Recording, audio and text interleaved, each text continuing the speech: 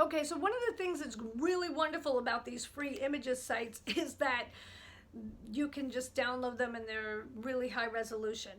What happens though is that these tend to be large files, and when you upload them to your website, they can slow things down. If you have a lot of very large files on your website, they can slow down the speed of your page load on your website. So what you want to do is make sure that you make them smaller before you upload them to your website. And we're going to get into the uploading them in another course, but for this, for your planning, you want to make sure that you have access to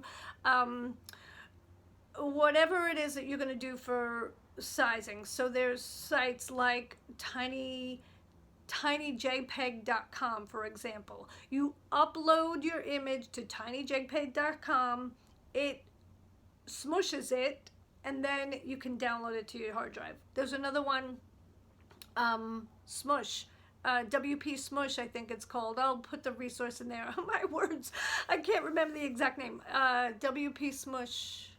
Smush It. I think it's called Smush It. It's an image smusher it's a plugin for WordPress, and it will smush your images, but you're better off to upload a smaller image versus smushing it after it's already on your site. Okay, that said, go ahead, get those file names, put them into your worksheet, and I will see you in the next section.